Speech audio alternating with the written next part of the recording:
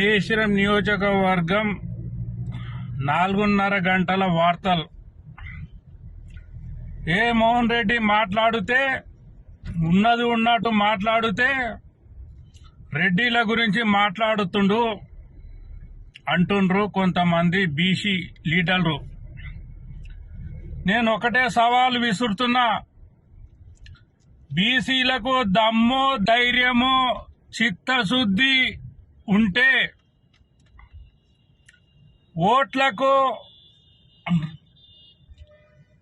ఆశపడకపోతే బూట్లకు ఆశపడకపోతే నిజాయితీగా బీసీల మీద అభిమానం ఉంటే సేవెల్లే ఎంపీ బీసీ అభ్యర్థిని గెలిపించి చూపెట్టుర్రే. మీ దమ్ము ధైర్యము నిజము నిజాయితీ ఉంటే ఒకసారి వినండి. మోహన్ రెడ్డి మాట్లాడితే ఉన్నది ఉన్నట్టు మాట్లాడితే రెడ్డిల గురించి మాట్లాడుతుండు అంటుండ్రు కొంతమంది బీసీ లీడర్లు.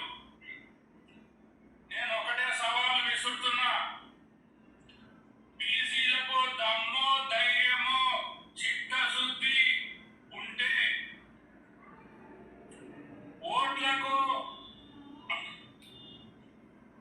ఆశపడకపోతే బూట్లకు ఆశపడకపోతే నిజాయితీగా బీసీల మీద అభిమానం ఉంటే సేవెల్లే ఎంపీ బీసీ అభ్యర్థిని గెలిపించి చూపెట్టుర్రే. మీ దమ్ము ధైర్యము నిజము నిజాయితీ ఉంటే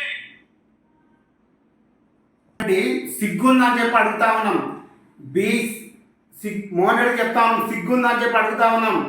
బీసీలు లేని రాజకీయం, బీసీల వలన రాజకీయ భిక్ష పెట్టింది.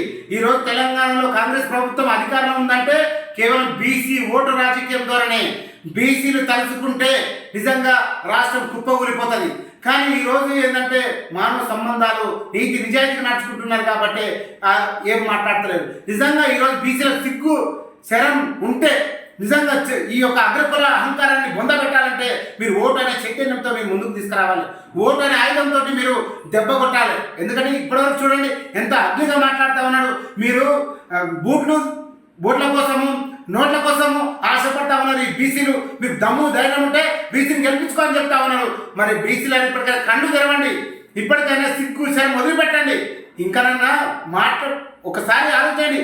బీసీలను జ్యోతిరావు పూలే వారసులుగా, దొడ్డి కొమ్మరయ్య వారసులుగా, సాకల్యంలో వారసులుగా ఈ ఉత్తేజం తేజం ఎక్కడ పోయింది? ఆ రోజు వీరన్న వారసులుగా ఈ యొక్క దమ్ము ధైర్యం ఎక్కడ పోయింది? ఉద్యమానికి పెట్టింది పేరు బీసీలు. మరి ఈ రోజు మీరు ఏం చేస్తున్నారు? చిత్త వాగుడు వాగుతా ఉన్న అగ్రకుల నాయకుడు. మీరు దాన్ని తిప్పి కొట్టాలంటే ఖచ్చితంగా ఓటు అనే ఆయుధంతో ఖచ్చితంగా మీరు అధికారం చేజిక్కోవాలి. ఖచ్చితంగా దీని మీద పోరాటం చేయాలని చెప్తా ఉన్నాం. ఇప్పటికే తెలంగాణ ప్రభుత్వం రేవంత్ రెడ్డి చెప్తా ఉన్నారు, బీసీ కులగణన చెప్పారు. పేరుకే బీసీ కులగణన బీసీ అని చెప్పారు, పక్కకు పడేసారు. ఈ కులగణన పేరుతో మనల్ని మోసం చేస్తా ఉన్నారు. ఇప్పటికే వాళ్ళు రెడ్డిలకి ఎక్కువ కూడా నామినేటెడ్ పదవి ఇచ్చిండు ఇప్పుడున్న ప్రభుత్వంలో. అందుకోసమని అగ్రకుల వాళ్ళు మాట్లాడుతున్న తీరు కూడా మీ యొక్క బీసీలు ఆలోచన చేయాలి.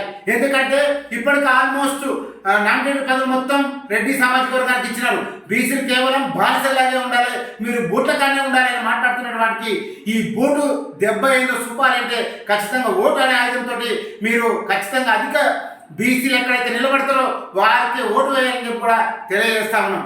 ఇక్కడైనా కళ్ళు తెరవండి బీసీలారా. చూడండి దారుణంగా మాట్లాడుతూ ఉన్నాడు. చేతనైతే ఎన్నికల్లో బీసీలు అభ్యర్థులు గెలిపించుకోండి అంట. మరి గెలిపించుకోండి బీసీలు. ఇప్పటికైనా కళ్ళు తెరవండి. ఎందుకంటే బీసీలకు ఖచ్చితంగా రాజ్యాంగబద్ధంగా రావాల్సిన వాటా రావాలంటే కులగణన కావాలి. ఆ కులగణన కావాలంటే ఖచ్చితంగా మన బీసీలతో ఏకం కావాలి. కులానికి ఒకడు విడిపోతే బీసీల చైతన్యం రాదు.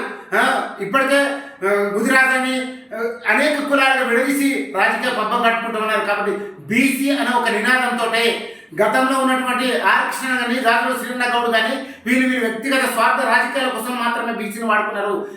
ఖచ్చితంగా మీరు ఆలోచన, బీసీ అంటేనే అందరూ అన్ని కులాలు ఒకటి అని చెప్పి ముందుకు రావాలి.